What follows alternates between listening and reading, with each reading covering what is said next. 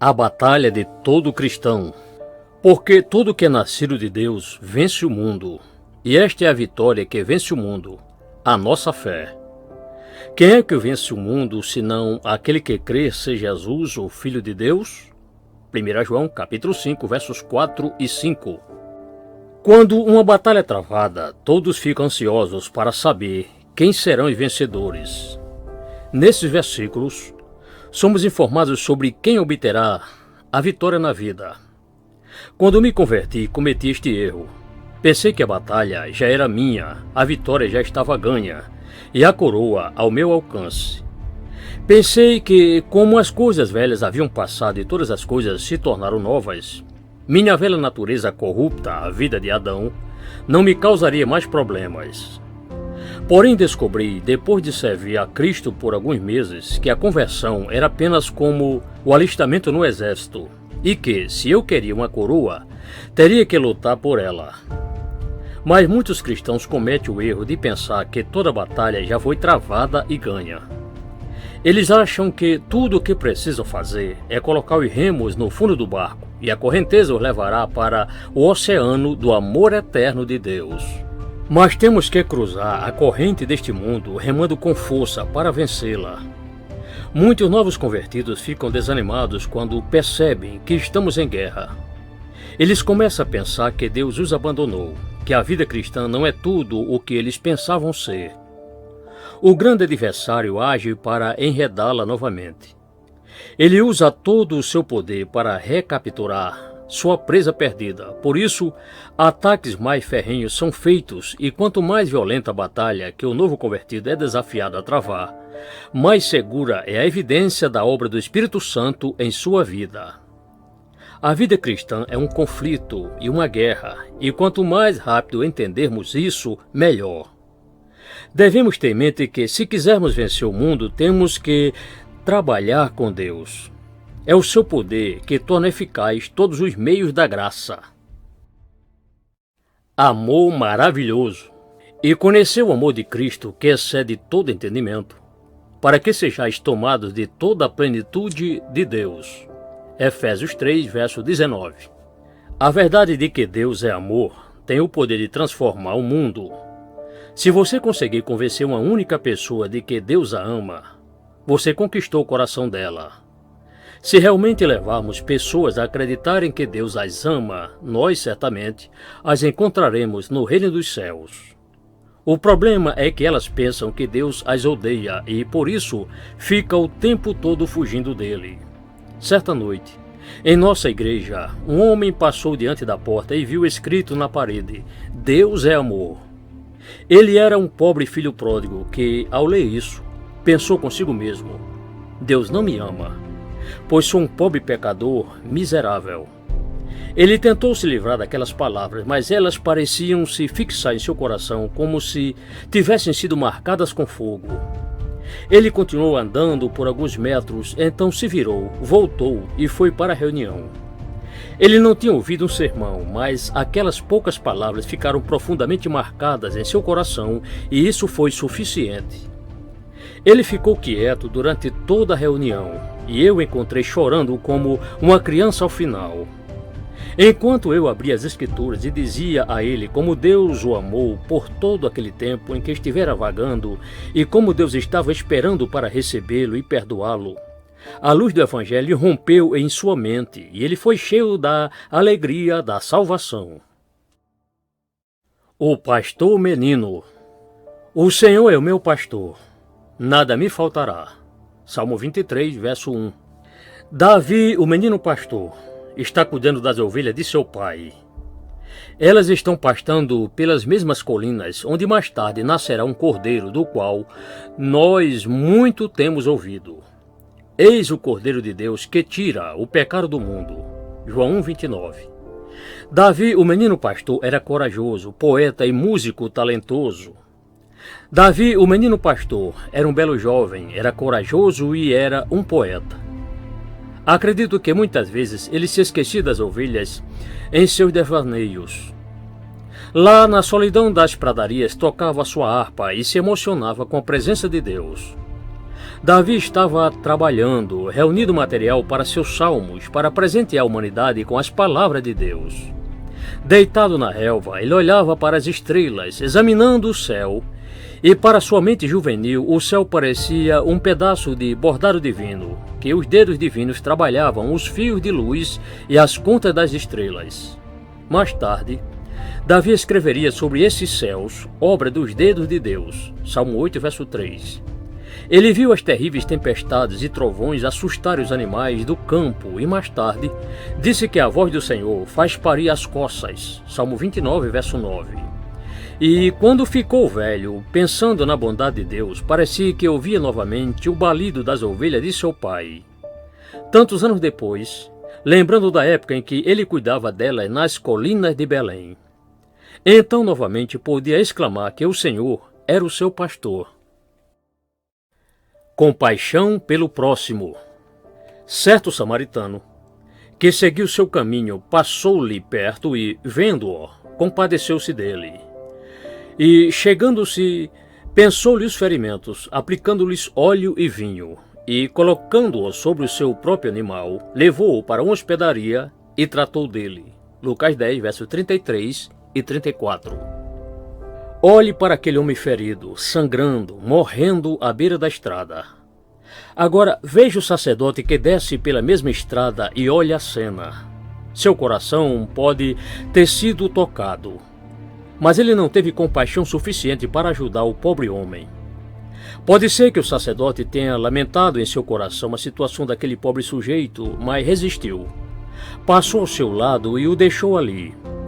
O levita agiu da mesma forma, e ele não permitiu que seu coração fosse movido por compaixão e ajudá-lo. Ah, meus queridos amigos e amigas, muitos de nós somos como o sacerdote e o levita.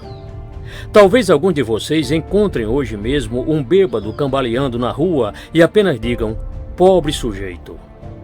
Mas o samaritano olhou para o homem e teve compaixão dele. Esse bom samaritano representa Cristo, o bom samaritano que veio ao mundo para buscar e salvar o ser humano. Por isso, venha ainda hoje ao Filho de Deus, e ele terá compaixão de você. O tirará do monturo e o transformará. Ele o levará ao reino de sua glória, se você apenas o deixar entrar em sua vida. Ele não se importa com quem você é, ou o que possa ter acontecido em sua vida passada. Como o Senhor disse à pobre mulher apanhada em adultério, ele também diz a você que não o condena. Ele apenas quer que você não peque mais. João 8, verso 11. Ele teve compaixão dela e terá de você também. O Senhor quer entrar. Eis que estou à porta e bato. Se alguém ouvir a minha voz e abrir a porta, entrarei em sua casa e cearei com ele, e ele comigo. Apocalipse 3, verso 20. Quão perto Cristo está de cada um de nós. Quem dera pudéssemos entender isso. Imagine que alguém esteja batendo na porta de sua casa agora. Pois bem, ele está muito mais perto do que isso. A porta que ele bate é a do seu coração. Sim, ele está junto ao seu coração agora, como aquele noivo do livro de Cântico dos Cânticos, com sua cabeça cheia de orvalho e seus cabelos com as gotas da noite, aguardando ansiosamente que você o deixe entrar em sua vida. Capítulo 5, verso 2. Ele tem esperado muito para que nossa porta se abra.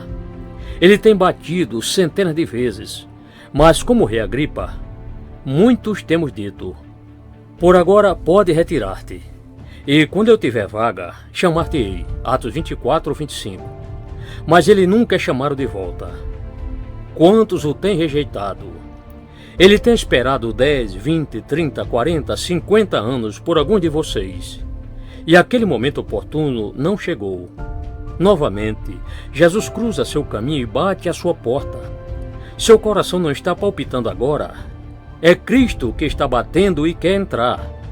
Enquanto ele está à porta, batendo, ele diz que, se você ouvir a sua voz e abrir a porta, ele entrará em sua casa e será com você, e você com ele.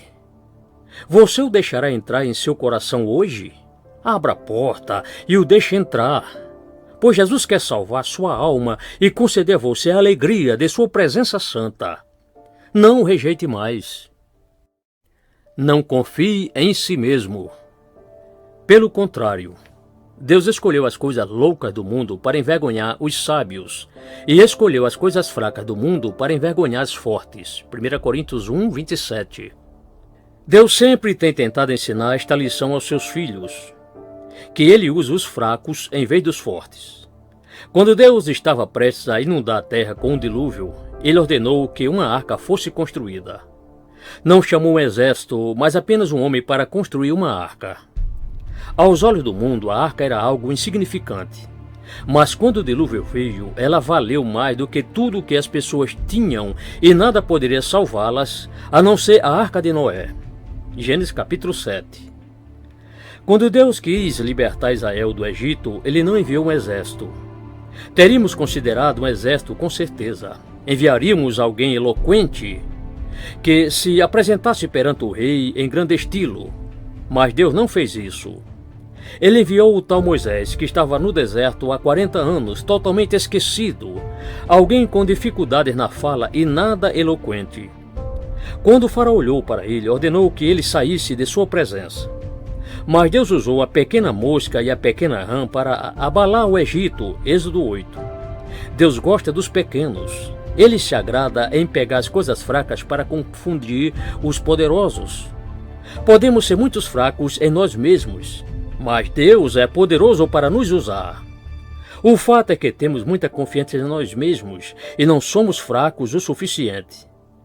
Mas não é essa a nossa força que queremos, pois apenas uma gota da força de Deus vale mais do que todo mundo. Faça o trabalho de Deus. Olhando o filisteu e vendo Davi, o desprezou, porquanto era moço, ruivo e de boa aparência. 1 Samuel 17:42. Lemos na história bíblica sobre aquele gigante que, durante 40 dias, aterrorizou todo o exército de Saul. Os soldados tremiam diante dele.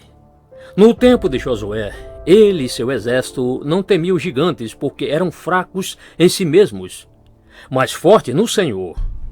Mas Saul e seu exército não tinham seus olhos postos em Deus, e quando tiramos nossos olhos de Deus, os gigantes parecem poderosos demais para nós. Então apareceu um jovem adolescente do interior, que ouviu falar do gigante e começou a perguntar o que aquilo significava. Os soldados lhe contaram e ele resolveu imediatamente sair para enfrentá-lo. O garoto seria a última pessoa que teríamos escolhido, mas os caminhos de Deus não são os nossos. Se nos considerarmos fracos, Deus terá toda a glória. Esse é o ponto. Se escolhêssemos um gigante para enfrentar o gigante filisteu, a glória seria do gigante e não de Deus. O jovem hebreu não pediu nada para Saul. Apenas pegou algumas pedras pequenas do riacho e as colocou em sua funda. Ele chegou diante do seu inimigo e anunciou a ele que estava ali em nome do seu Deus. Sim, ele se apoiou na força de Deus. Agora apenas pense comigo. Assim como Davi, devemos colocar nossa pedrinha na funda. Deus nos dirigirá e o trabalho de Deus será feito. O gigante de Gate cairá. Precisamos aprender a lição de que somos fracos, mas não precisamos de nenhuma força além daquela que Deus nos dá. Não são grandes reuniões que precisamos. Não é por força nem por poder, mas pelo Espírito de Deus, como aprendemos em Zacarias 4, verso 6. Coloque o si no lugar certo.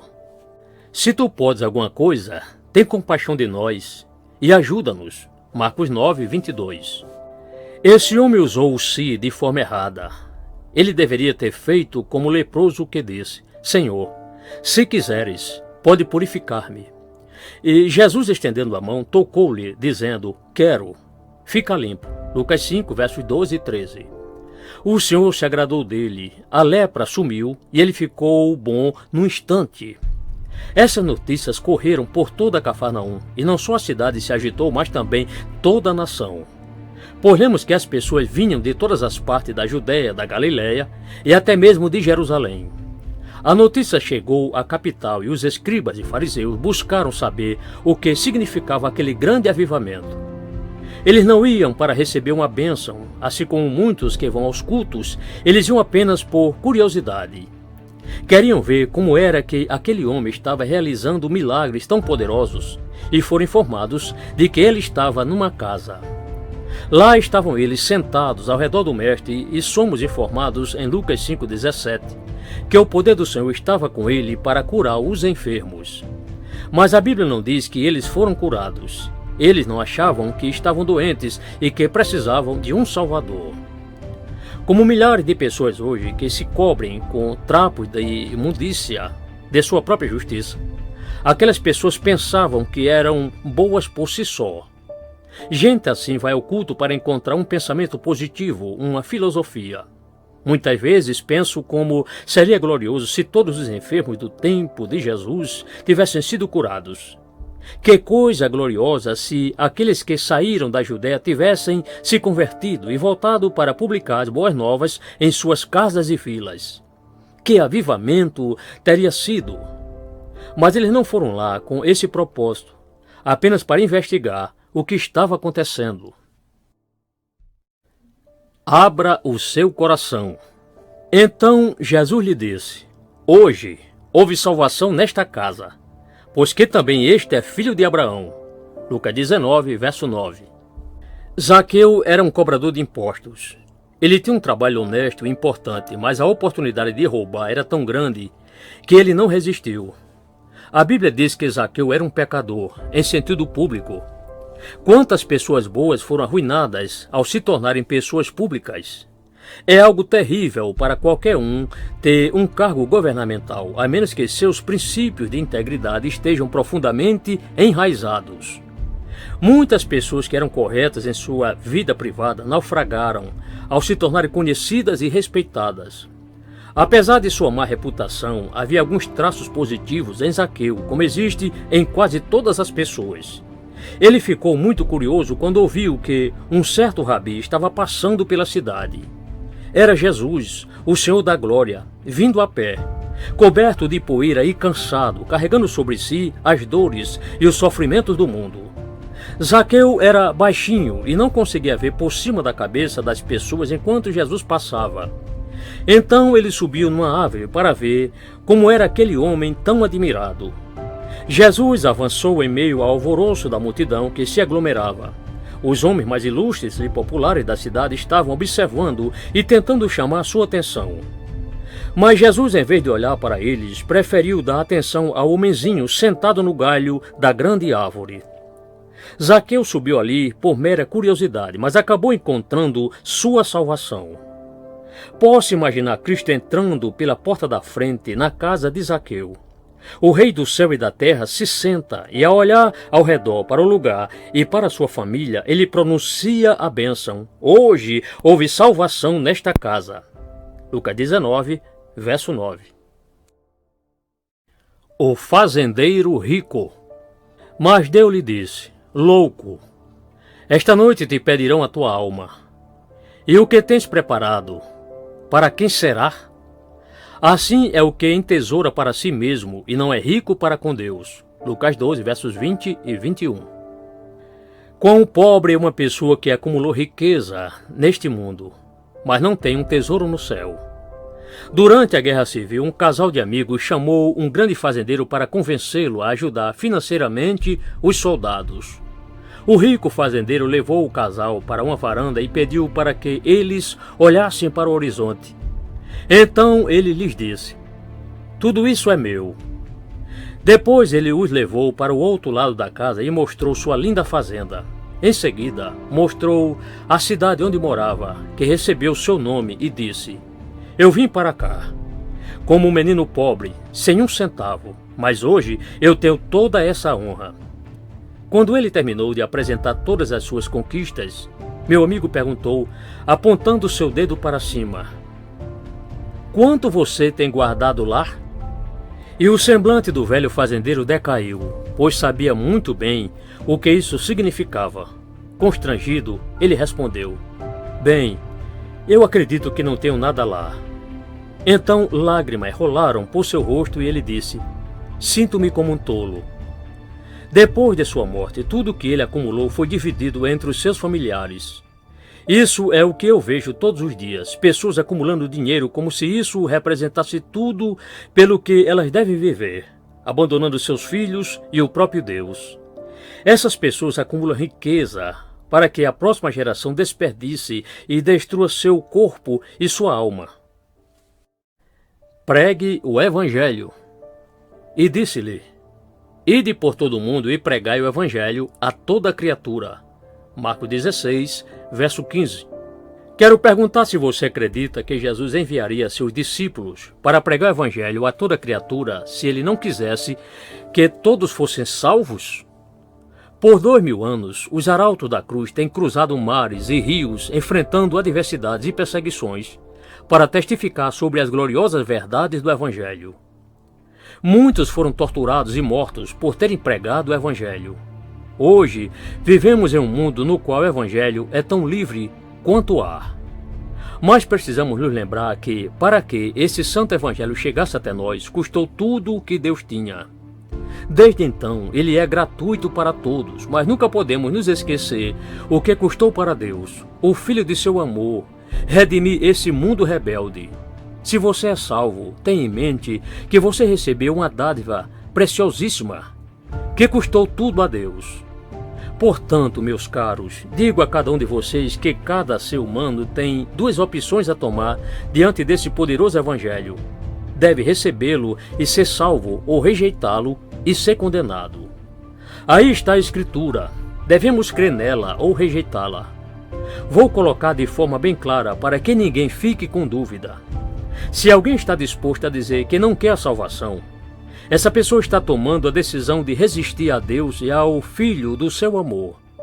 Seu destino eterno será terrível e irreversível. Por isso, Deus convoca a todos os seus filhos e filhas a irem por todo o mundo e pregar o Evangelho a toda criatura. É tão difícil fazer as pessoas acreditarem que elas precisam obedecer ao mandato de Jesus. Não seja mais um daqueles que se omitem. Pregue o Evangelho. Nunca se esqueça de onde Deus te tirou. Porque a porção do Senhor é o seu povo, Jacó é a parte da sua herança. Achou-o numa terra deserta e no ermo solitário povoado de uivos. Rodeou-o e cuidou dele, guardou-o como a menina dos olhos.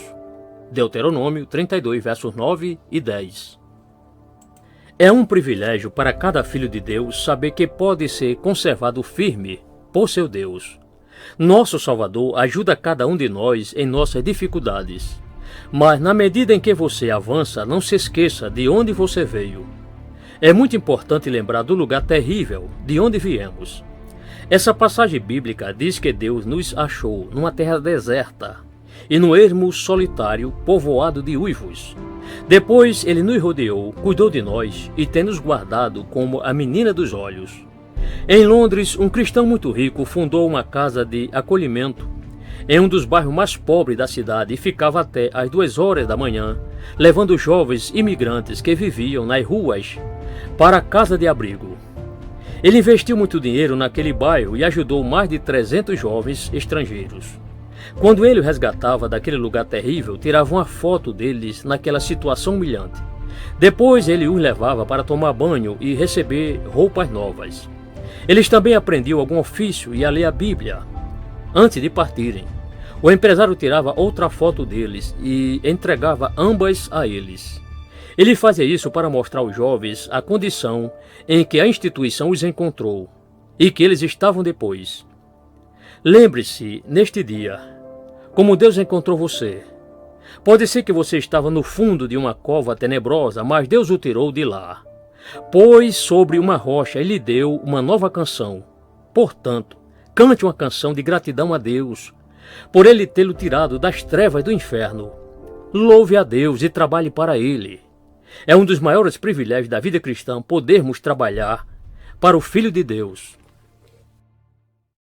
O maior tesouro de todos.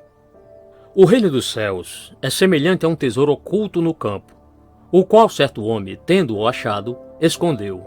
E, transbordante de alegria, vai, vende tudo o que tem e compra aquele campo. Mateus 13:44. Suponhamos que dissesse a você que eu perdi um diamante muito valioso na noite passada. Eu o tinha no bolso quando entrei pelo corredor da igreja, mas quando terminei de pregar, percebi que não estava mais no meu bolso. Então eu logo imaginei que ele tivesse caído em um lugar do corredor, entre a porta e o púlpito. E suponhamos que eu dissesse que qualquer pessoa que eu encontrasse, ela poderia ficar com ele. Quão fervorosos vocês se tornariam, não é verdade? De uma hora para outra, ninguém mais prestaria atenção ao que eu estou falando e todos estariam pensando em onde está o tal diamante. Para algumas pessoas, isso se tornaria uma verdadeira obsessão.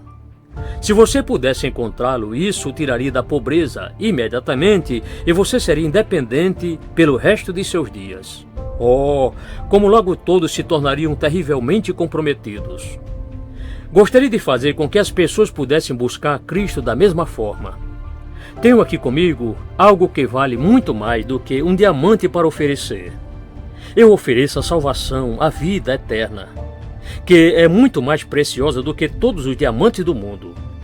Imagine que o anjo Gabriel voasse do trono de Deus e descesse aqui, na sua frente, e dissesse que ele foi comissionado por Deus para lhe oferecer qualquer presente que você quisesse.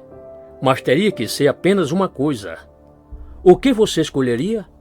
A riqueza desta cidade ou do mundo? Essa seria sua escolha? 10.000 vezes não.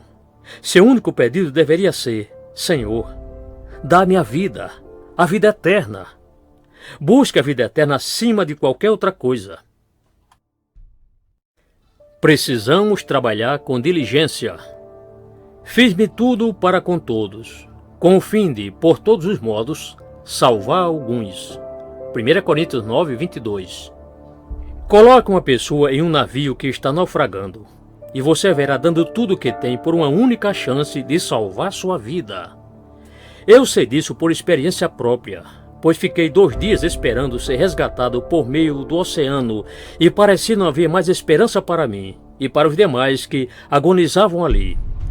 Sei que muitas pessoas têm medo de morrer em algum acidente e ficam em pânico quando a sirene de incêndio toca em locais como uma igreja, mas existem muitas portas pelas quais se pode escapar facilmente. Estas mesmas pessoas parecem se esquecer de que não há porta para escapar do inferno. Se elas entrarem lá, permanecerão eternamente presas. Milhões e milhões de anos passarão sem que haja uma porta pela qual se possa sair. Que Deus desperte aqueles que estão adormecidos para que busquem a salvação de suas almas. Eu sei que, para muitos, o que eu estou dizendo pode parecer exagero e até fanatismo. Dizem que está tudo bem com a igreja. Oxalá a igreja estivesse desperta, pois este mundo estremeceria desde seus alicerces. Que Deus desperte a igreja adormecida. O que precisamos é que as pessoas façam mais que elogiar a pregação e depois ir embora, apertando as mãos uns dos outros. As águas mais profundas e silenciosas costumam correr mais rápido do que quem as vê imagina. Precisamos que os crentes trabalhem imediatamente, como quem sai para salvar os náufragos de um navio. Vá e fale com seu vizinho sobre Cristo e sobre o céu.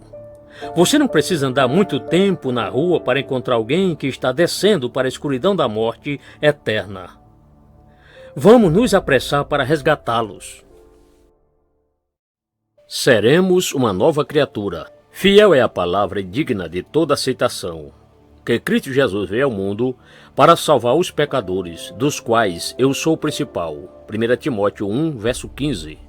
Um homem entrou em uma reunião de oração de nossa igreja e esta era a sua história. Ele disse que tinha uma mãe que orava muito por ele, pois ele era um filho pródigo e pecador.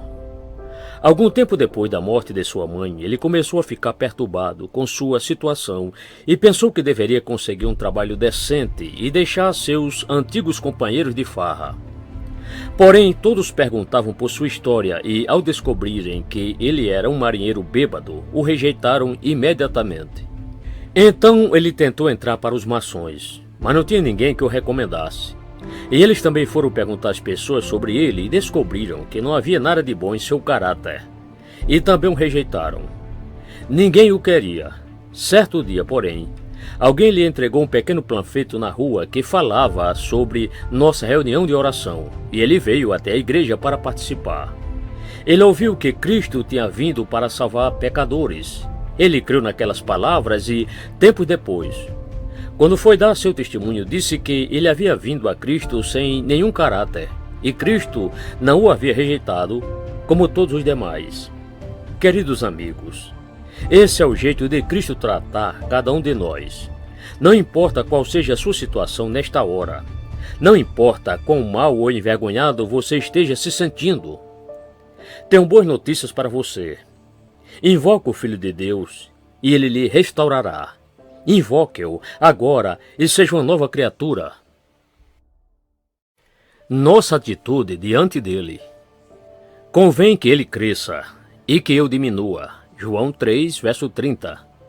Eu oro para que um avivamento possa começar em nosso coração ainda hoje e então, quão rápido o Senhor nos abençoará e nos usará. Se você deseja apresentar uma pessoa a outra, você precisa conhecê-las. Se você quer apresentar os pecadores a Deus, você deve estar perto de Deus e do pecador também. E se alguém está perto de Deus, terá amor pelos pecadores e seu coração estará com eles. Mas até que nos aproximemos de Deus, não podemos apresentar os homens a Deus. Alguém disse que Deus usa o vaso que estiver mais próximo, portanto, se estivermos perto de Deus, Ele nos usará. Precisamos nos colocar em uma posição que dará a Deus toda a glória. Há algumas coisas que às vezes me fazem tremer, como se todo o trabalho que eu faço fosse dar em nada, porque há tanta adoração ao homem em nosso tempo. Temos que nos livrar dessa falsa adoração antes que possamos fazer um trabalho profundo na obra de Deus. Eu imploro para que você faça tudo o que puder para conter essa adoração ao homem.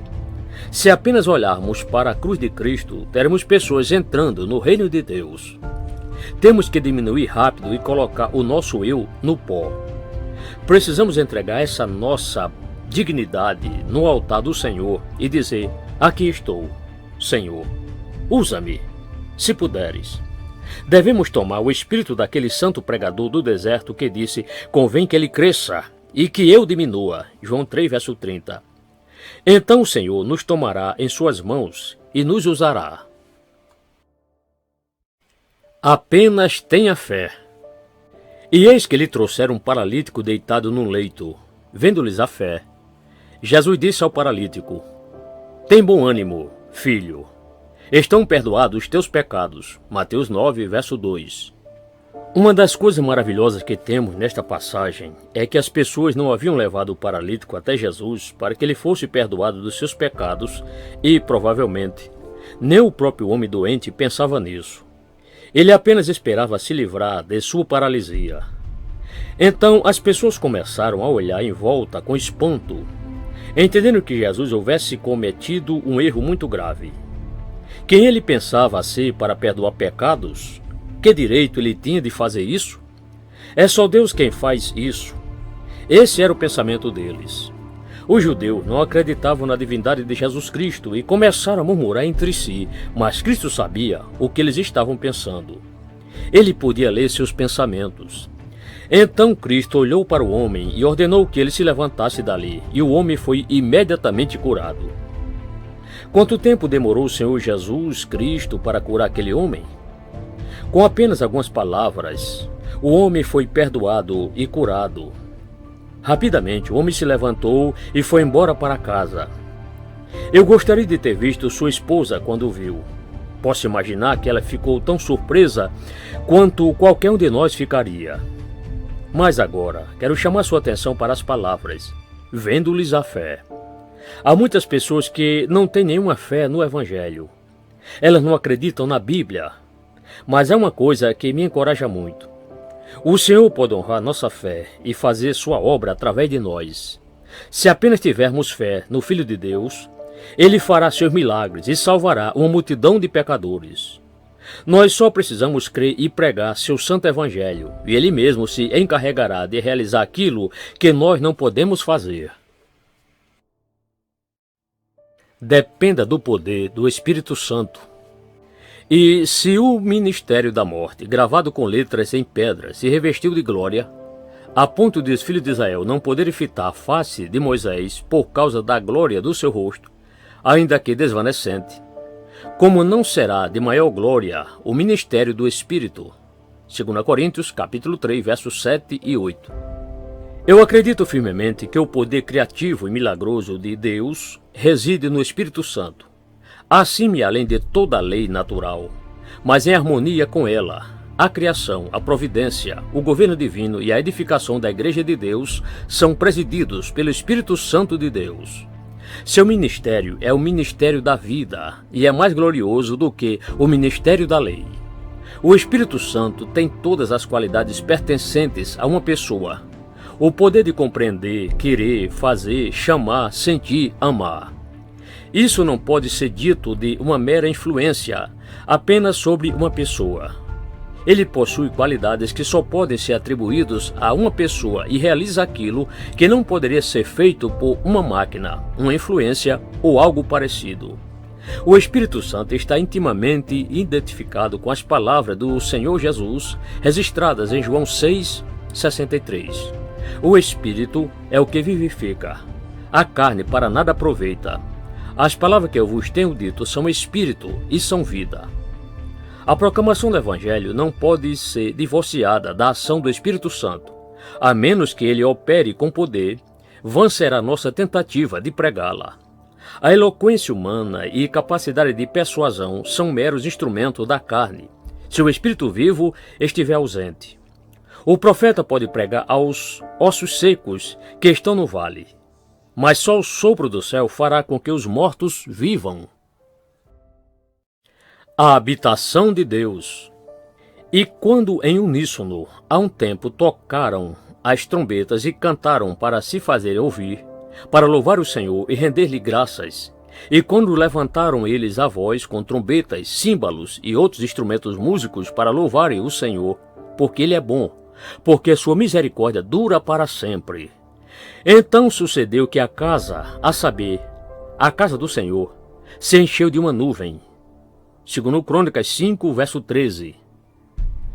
Vemos nesta passagem bíblica que no exato momento em que Salomão completou o templo, quando tudo estava terminado e eles estavam louvando a Deus, com um só coração, a glória de Deus veio e simplesmente encheu o templo. É maravilhoso ver que os cantores, os músicos e os ministros eram todos um. Não havia discórdias. Eles estavam todos louvando a Deus. Agora, conforme você entra no Novo Testamento, você descobrirá que, em vez de ir a algum templo, os crentes é que são o templo do Espírito Santo. Quando, no dia de Pentecostes, antes de Pedro pregar aquele sermão memorável, todos os discípulos estavam orando. O Espírito Santo veio com grande poder sobre eles e os encheu com poder. Eu acredito que não temos mais que orar para que o Espírito Santo desça do céu. Isso está errado porque ele já está aqui. Ele não saiu mais deste mundo desde aquele dia memorável. Ele sempre esteve com todos os crentes, os que foram chamados para fora deste mundo. E todo verdadeiro crente é um templo para o Espírito Santo habitar. Em João 14,17, lemos que o Espírito da verdade, que o mundo não pode receber, habita conosco e está em nós. Portanto, se temos o Espírito habitando em nós, ele nos dará poder sobre a carne e sobre o mundo. Ele está morando com você e estará sempre em você. Precisamos daquele antigo poder. Com grande poder, os apóstolos davam testemunho da ressurreição do Senhor Jesus, e em todos eles havia abundante graça. Atos 4:33. Eu acredito que 9 em cada 10 crentes nunca pensam em falar sobre Cristo a alguém. Mesmo quando veem uma pessoa, talvez um parente próximo, indo rapidamente para a ruína, eles não pensam em falar com a pessoa e ganhá-la para Cristo. Certamente deve haver algo errado com essas pessoas. No entanto, quando você conversa com elas, descobre que elas têm fé e não pode dizer que não são filhos e filhas de Deus, mas elas não têm poder, não têm a liberdade e o amor que os verdadeiros discípulos de Cristo devem ter. Muitas pessoas estão pensando que precisamos de novas medidas, novas igrejas, novos equipamentos de som e novos coros em nossas igrejas para que as pessoas sejam alcançadas para Deus. Mas não é disso que a Igreja de Deus precisa hoje. Ela precisa daquele antigo poder que os apóstolos tinham. E se tivermos isso em nossas igrejas, haverá uma nova vida. Então teremos novos ministros renovados com o poder do Espírito Santo. Queremos pessoas vivificadas pelo Espírito de Deus e queremos ver o Espírito descendo e tomando posse dos filhos de Deus e dando-lhes poder. Então um homem cheio do Espírito saberá como usar a espada do Espírito. Se o homem não está cheio do Espírito Santo, ele nunca saberá como usar este livro santo. A razão pela qual a Bíblia não pode vencer o inimigo é porque ela não sabe como usar a espada do Espírito. Nossa disposição para servi-lo. Procura apresentar-te a Deus aprovado, como obreiro que não tem de que se envergonhar, que maneja bem a palavra da verdade. 2 Timóteo 2, verso 15. Precisamos ser cheios do Espírito para sabermos como usar a palavra de Deus. Lembro-me de um homem cristão conversando com um incrédulo que lhe disse não crer na Bíblia. Mas o crente foi em frente e lhe deu mais da palavra e o homem novamente disse que não cria na palavra de Deus. O crente continuou dando-lhe mais e, por fim, o homem foi alcançado. É isso que nós queremos. Incrédulos podem dizer que não acreditam nas Escrituras e não é nosso trabalho fazê-lo acreditar nela. Essa é a obra do Espírito Santo. Nosso trabalho é dar a eles a palavra de Deus. Não para pregar nossas teorias e nossas ideias, mas apenas para transmitir a mensagem como Deus nos dá. Lemos nas Escrituras sobre a palavra que o Senhor deu a Gideão.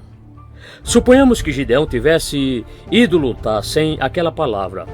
Você pode imaginar o que teria acontecido com ele? Mas o Senhor usou Gideão. E eu acho que você pode ver claramente nas Escrituras como Deus chama e usa estes instrumentos humanos, que não estão preparados para a obra a que foram chamados. Você não pode encontrar, creio eu, um caso na Bíblia em que um homem seja convertido sem Deus usar algum agente humano. Mesmo quando, pela glória do Senhor Jesus, Saulo de Tarso foi lançado em terra, Ananias foi usado para abrir seus olhos e conduzi-lo à luz do Evangelho.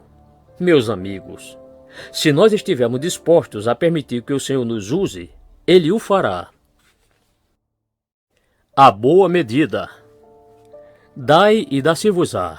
Boa medida, recalcada, sacudida, transbordante, generosamente vos darão. Lucas 6, 38. Quando pudermos pisar nesses pecados, então as pessoas virão até nós e perguntarão como nós conseguimos. Elas desejarão esse poder, desejarão algo que elas não têm. Oh, que Deus nos convença dessa verdade. Trabalhamos a noite toda? Vamos lançar a rede do lado direito do barco e pedir a Deus que perdoe nossos pecados e nos unja com o poder do alto. Mas lembre-se que Ele não vai dar esse poder a alguém impaciente. Ele não vai dar a alguém egoísta. Ele nunca o dará a alguém ambicioso, até que primeiro essa pessoa se esvazie de si mesma. Quando você se esvaziar de todo o orgulho e de todos os pensamentos mundanos, Deus ungirá.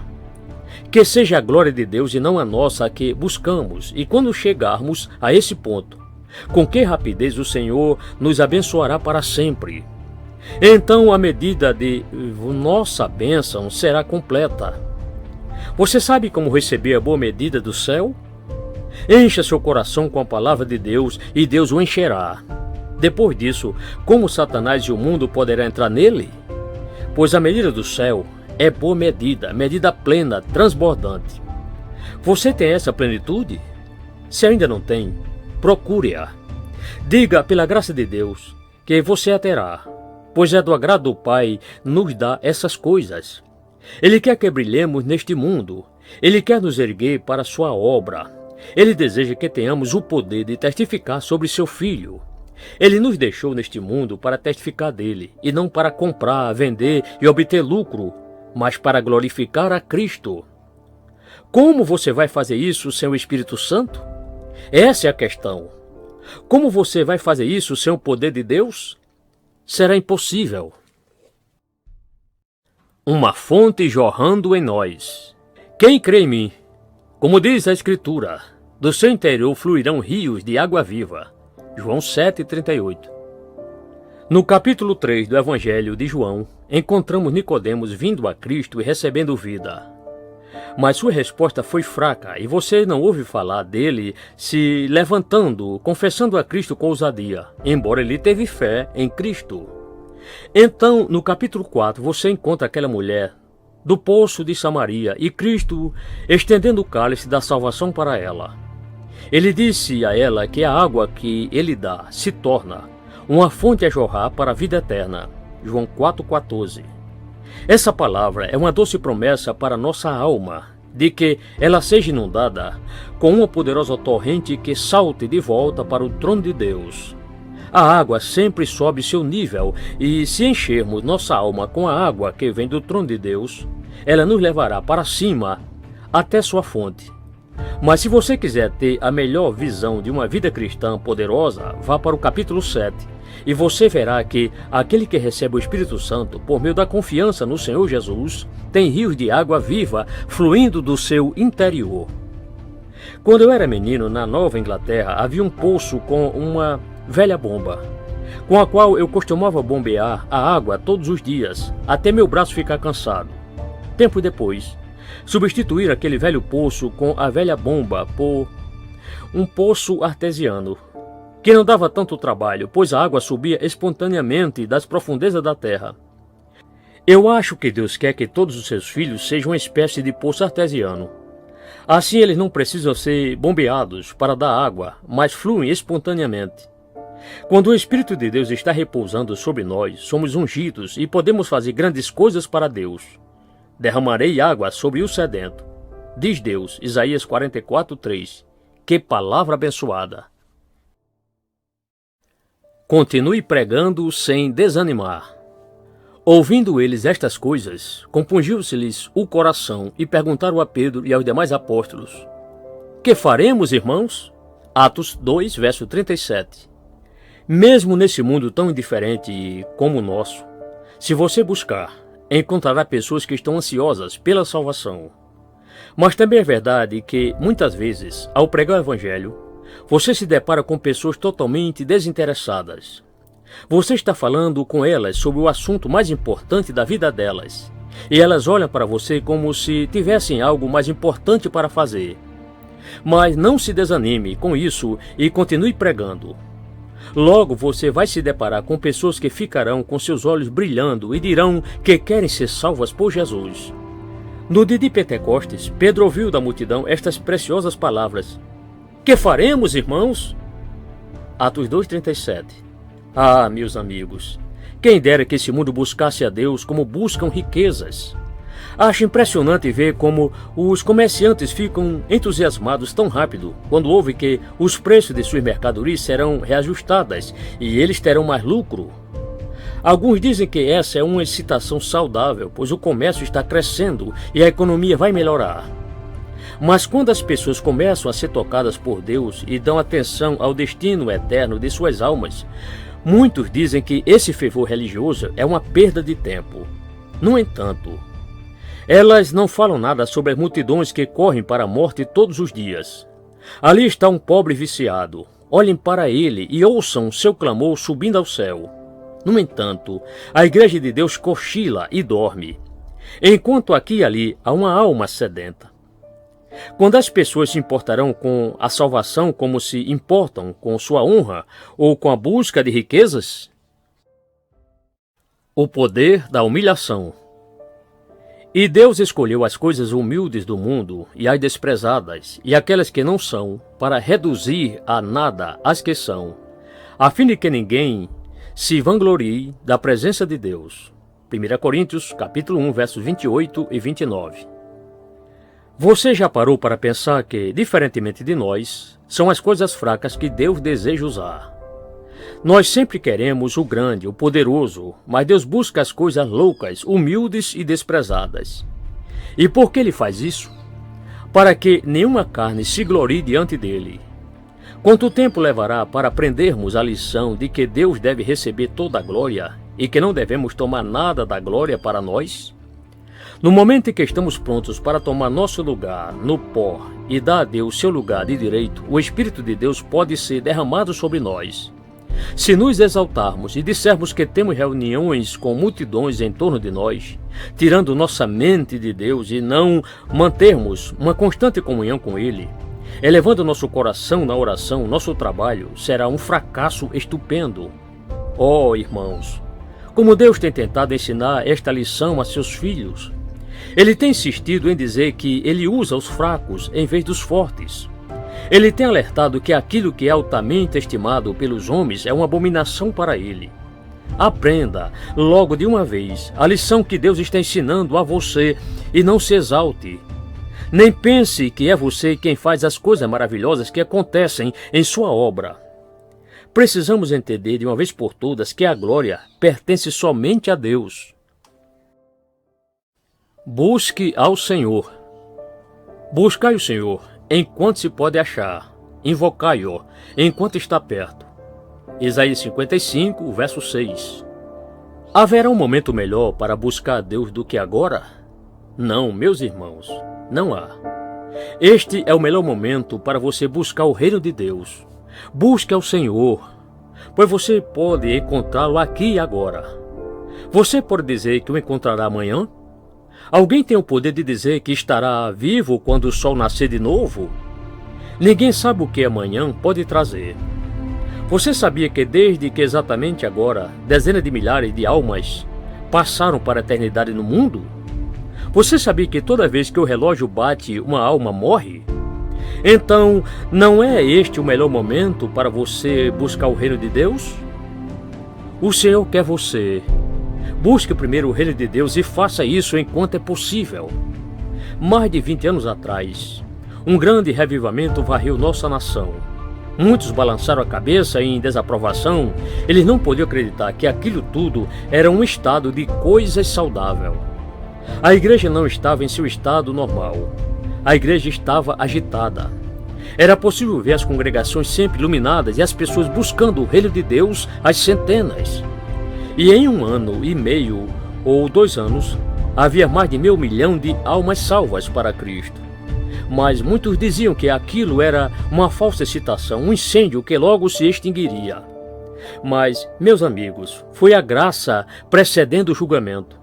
Mal sabíamos nós que nossa nação seria ferida com sangue por causa da guerra e logo veríamos centenas e milhares dos nossos jovens, a flor da nossa nação, mortos ou gravemente feridos.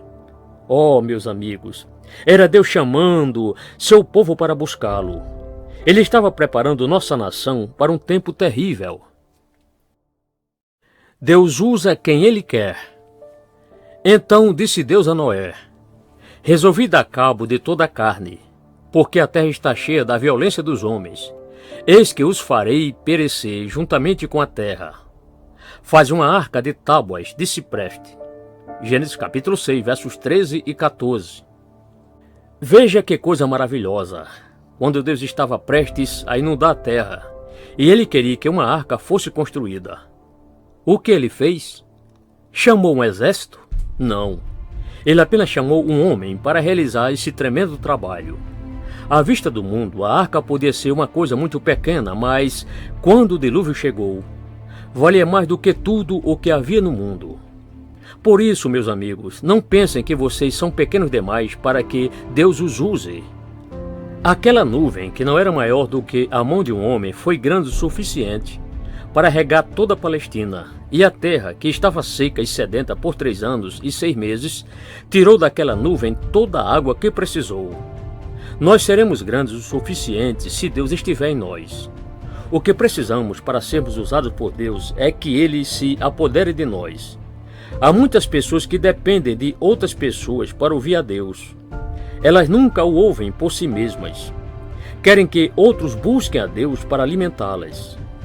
Vamos parar com isso e subir por nós mesmos até a presença de Deus para que possamos ser abençoados e usados por Ele. Se o Espírito do Senhor vier sobre nós, o resultado dessa obra se estenderá por toda a eternidade. Mas se formos frios e indiferentes, nosso trabalho será superficial. Não será duradouro e não será como muitos de nós esperamos. Vamos pedir a Deus que nos vivifique. Vamos orar. Deus, dá-me um novo batismo. Instila em mim a bênção da tua salvação. Poder para pregar o Evangelho. Mas nós pregamos a Cristo crucificado. 1 Coríntios 1, verso 23. Lendo as Escrituras, descobrimos que pessoas cheias do Espírito Santo pregam a Cristo e não a si mesmos. Elas pregam a Cristo crucificado. Em Lucas 1, verso 67, Zacarias, pai de João Batista, cheio do Espírito Santo, exalta a Deus e sua poderosa palavra. Ele engrandece a palavra e não a si mesmo. Ele dá a este mundo perdido a palavra do Deus vivo. E vemos que, quando Isabel e Maria se encontraram, elas falaram das Escrituras. Ambas foram cheias do Espírito Santo e imediatamente começaram a glorificar seu Senhor. Também encontramos Simeão que, ao entrar no templo e encontrar o menino Jesus, imediatamente começou a citar as Escrituras, pois o Espírito Santo estava sobre ele. E quando Pedro se levantou no dia de Pentecostes e pregou aquele sermão maravilhoso, lemos que ele foi cheio do Espírito Santo, começou a pregar para uma multidão e foi a palavra que os cortou com uma espada afiada. Era a espada do Senhor e de Pedro, assim como era a espada do Senhor e de Gideão. E sob Estevão, lemos em Atos 6, verso 10, que eles não podiam resistir à sabedoria e ao Espírito pelo qual ele falava. E por que não podiam resisti-lo? Porque ele deu a eles a palavra de Deus, pregou a Cristo crucificado e que muitas pessoas foram acrescentadas à igreja. Os discípulos de Jesus precisam ser cheios do Espírito e assim a palavra de Deus será anunciada pelas ruas e becos e não haverá um porão escuro ou qualquer outro lugar onde o Evangelho não seja levado. Não perca a sua esperança. E o Deus da esperança vos encha de todo gozo e paz no vosso crer, para que sejais ricos de esperança no poder do Espírito Santo. Romanos 15, verso 13. Você já notou que nenhum homem ou mulher é usado por Deus se perder a esperança?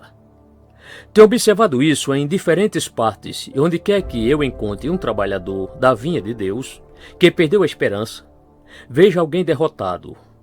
Você consegue pensar em alguém que Deus usou para construir seu reino e que tenha perdido a esperança? Eu não sei de nenhum. É muito importante ter esperança na igreja e é obra do Espírito Santo transmitir esperança. Então precisamos permitir que ele entre em nossas igrejas para que possa converter os corações que se encontram sem esperança imediatamente. Uma pessoa cheia do Espírito de Deus terá muita esperança e sempre olhará para o futuro sabendo que Deus estará lá e que Ele é capaz de fazer grandes coisas. Portanto, é muito importante que tenhamos esperança. Se você perdeu a esperança por ter perdido também sua comunhão com Deus, isso pode comprometer o serviço que você realiza para Ele.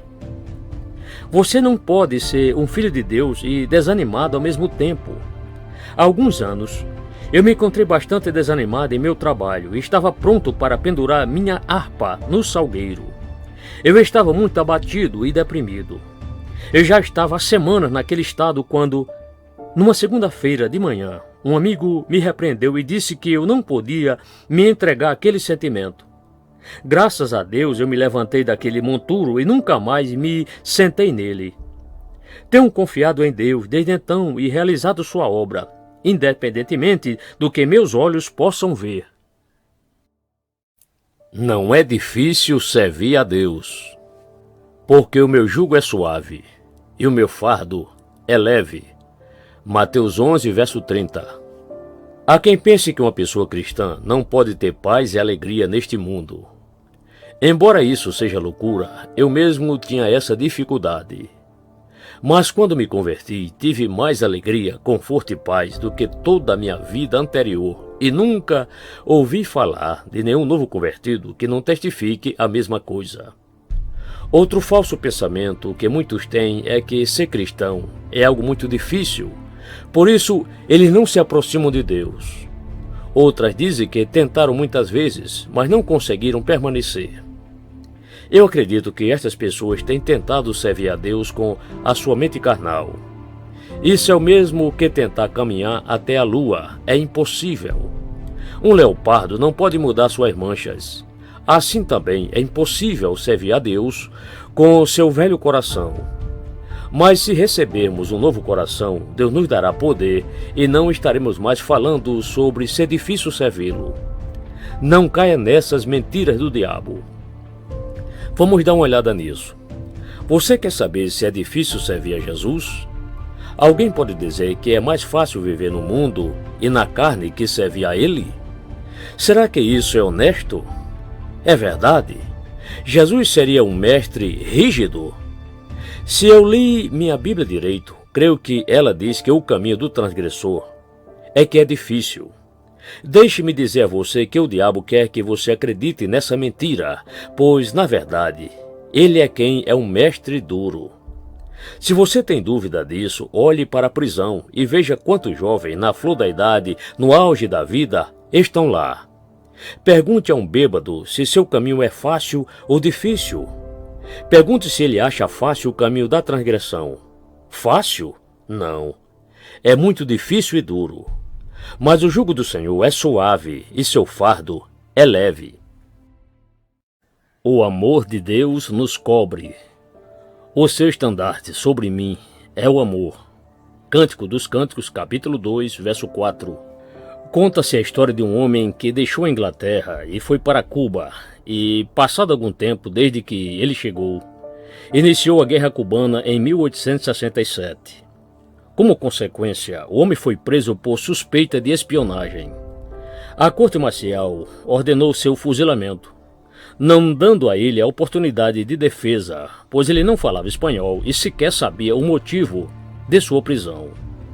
Após sua sentença, o caso foi encaminhado ao consulado inglês e ao americano, que procuraram entender seu caso. Após intensa investigação, constataram sua inocência. Mesmo após os agentes consulares terem demonstrado sua inocência para a corte, sua sentença foi mantida, pois, segundo as autoridades, ele havia sido considerado culpado pela lei do país e, por isso, sua pena deveria ser cumprida. Sem tempo para comunicar ao governo da Inglaterra, o dia da execução chegou e o homem foi levado ao local de execução, onde estavam seu caixão e a sepultura, onde ele haveria de ser enterrado. Eles o sentaram em uma cadeira, onde ele ficou aguardando sua execução. Naquele momento, os agentes consulares ingleses e americanos chegaram ao local, correram até ele e o enrolaram com a bandeira inglesa e americana. Então eles disseram aos soldados que eles teriam que atirar nas bandeiras caso quisessem matá-lo. Eles não ousaram atirar, pois 2 grandes governos eram representados por aquelas bandeiras. Eu pergunto a você, o que são estes 2 governos comparados ao governo do céu? O estandarte do governo celestial é o amor. Portanto, permita que o Senhor Jesus o envolva com o estandarte celestial. Fique sob ele e você será protegido do seu grande inimigo. Deus o ama e quer abençoar e proteger sua vida. Não olhe para os hipócritas. Se alguém tem sede, venha a mim e beba. João capítulo 7, verso 37. O que mais você pode querer do que estas preciosas palavras do nosso Senhor? Você quer a água da vida? Então pegue esta taça sagrada e mate sua sede. Seja parte daquele grande banquete no céu. Mas muitas pessoas têm rejeitado esse glorioso chamado porque estão olhando para os hipócritas que estão na igreja. Fico muito preocupado com o que estas pessoas dirão quando estiverem diante do grande trono branco. Dirão, Senhor, eu não aceitei o convite porque não queria estar perto de pessoas ruins e hipócritas. Posso imaginar alguém dizendo, Senhor, mude, essa é a minha dificuldade. Conheço um homem que pertence à Igreja de Cristo e me roubou há alguns anos. Há hipócritas na sua igreja e eu não quero ter nada a ver com ela.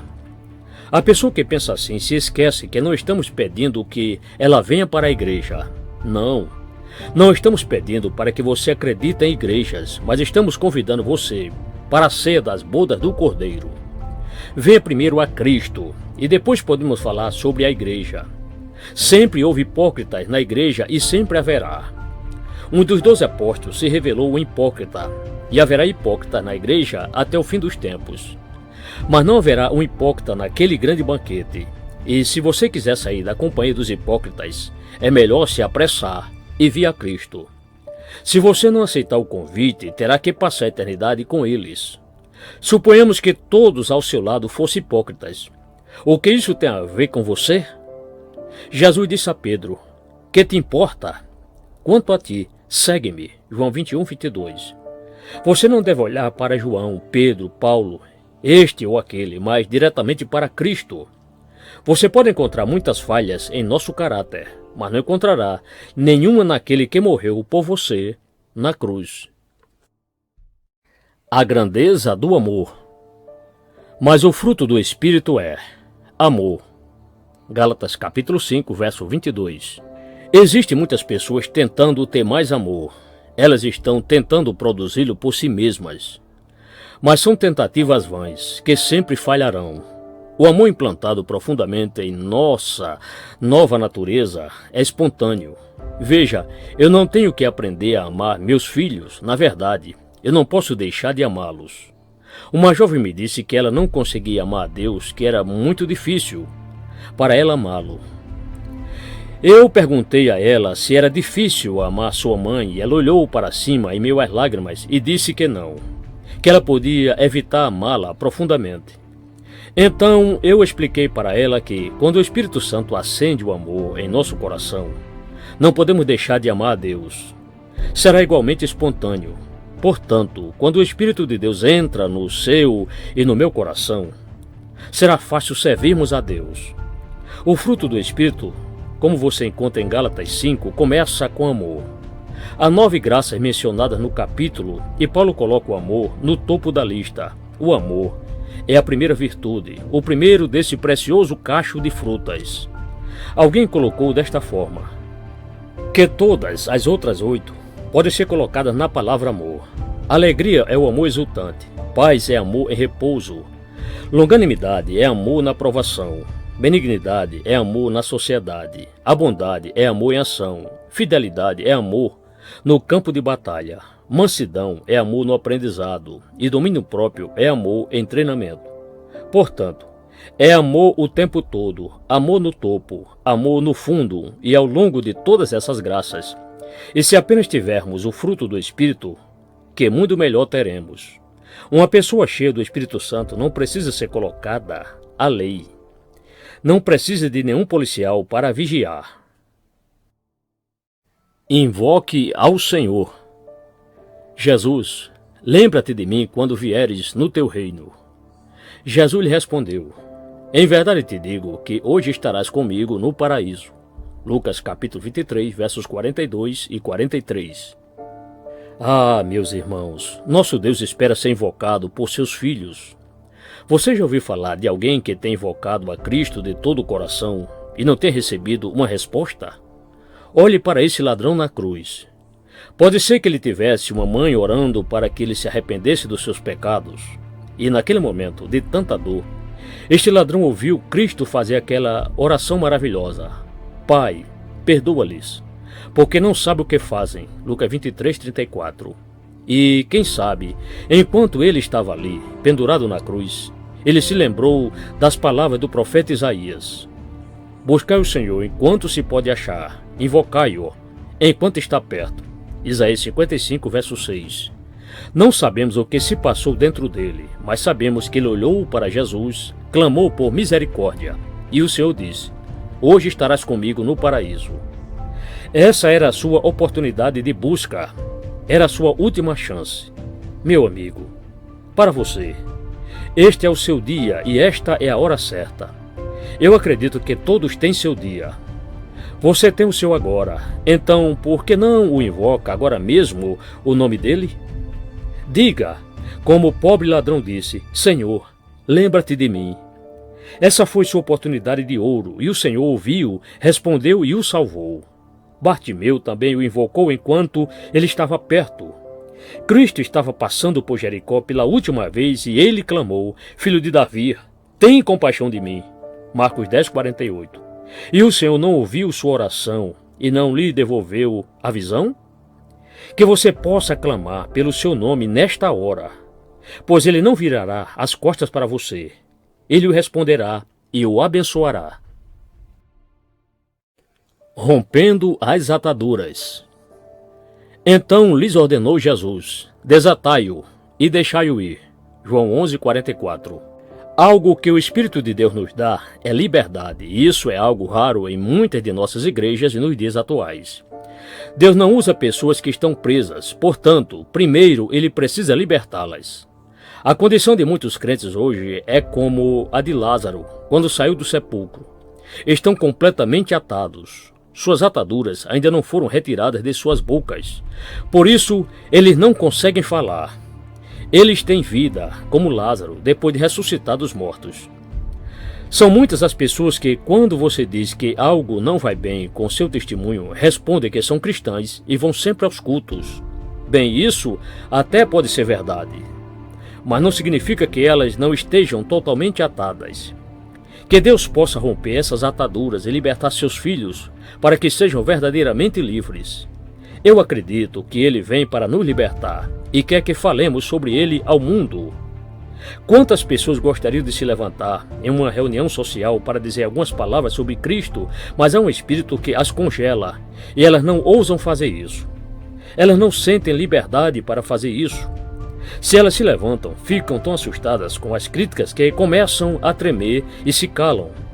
Eles não podem dizer nada para seus críticos. Mas o Espírito de Deus está sendo derramado sobre nós para nos dar liberdade, e onde quer que você veja a obra do Senhor acontecendo, verá esse espírito de liberdade. As pessoas não terão medo de falar umas com as outras. Elas começarão a apertar as mãos umas das outras e a falar das grandezas de Deus. Haverá liberdade por todos os lados. A glória da Shekinah. Assim Moisés acabou a obra. Então a nuvem cobriu a tenda da congregação e a glória do Senhor encheu o tabernáculo. Moisés não podia entrar na tenda da congregação porque a nuvem permanecia sobre ela e a glória do Senhor encheu o tabernáculo. Êxodo capítulo 40, versos 33 a 35. Ter o Espírito Santo habitando em nós é uma coisa, mas quando o Espírito Santo nos unge para realizarmos a obra de Deus é outra coisa. No momento em que Moisés terminou a obra e o tabernáculo ficou pronto, a nuvem celestial desceu sobre ele e a glória do Senhor o encheu de modo que Moisés não pôde ficar diante da presença do Senhor. Acredito firmemente que, quando nosso coração estiver vazio de tudo que é contrário à lei de Deus, o Espírito Santo virá e preencherá todos os cantos dos nossos corações. Não há presença de Deus onde o pecado reina. Mas se permanecermos cheios de orgulho e presunção, de ambição e egoísmo, de prazeres mundanos, não haverá lugar para o Espírito de Deus. E eu acredito que muitos hoje estão orando a Deus para enchê-los, quando, na verdade, eles já estão cheios com outras coisas. Antes de orarmos para que Deus nos encha, creio que devemos orar, que Ele nos esvazie. Deve haver um esvaziamento antes que possa haver um enchimento. E quando o coração é virado de cabeça para baixo, e tudo que é contrário a Deus é retirado, então o Espírito Santo vem, e assim como Ele fez no tabernáculo, Ele fará em nós. Ele nos encherá com sua glória. Peça para que o Espírito Santo tome sua vida e esvazie de tudo o que impede que Ele possa encher o seu viver. A fé de uma esposa que ora. Então me invocareis, passareis a orar a mim, e eu vos ouvirei. Jeremias 29, verso 12.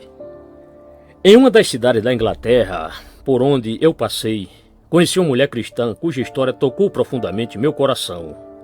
Ela se casou com um homem que não era cristão e lhe dava muito trabalho, mas ela permaneceu firme em oração por ele. Ele não permitia que o pastor fosse visitá-los, nem que ela lesse a Bíblia em casa ou falasse com ele sobre religião. Quando ela percebeu que não conseguia influenciá-lo, conversando com ele, decidiu que todos os dias ela oraria por ele ao meio-dia. Sem contar nada para ele, começou a orar, e ele via e ouvia sua esposa orando todos os dias. Depois de 12 meses, não houve nenhuma mudança nele, mas ela não desistiu. Mais 6 meses se passaram e a fé daquela preciosa mulher começou a vacilar. Ela perguntou a si mesma se era hora de desistir ou que talvez Deus atendesse suas orações apenas após sua morte. Certo dia, o homem chegou em casa na hora do jantar. Sua esposa estava esperando por ele na sala de jantar, mas ele não entrou. Ela esperou um pouco por ele e, por fim, pensou em entrar no quarto onde ela havia orado tantas vezes para buscar o Senhor. Quando ela decidiu orar, lá estava ele, em agonia, orando e pedindo perdão por seus pecados, no mesmo lugar onde ela tantas vezes havia derramado suas lágrimas.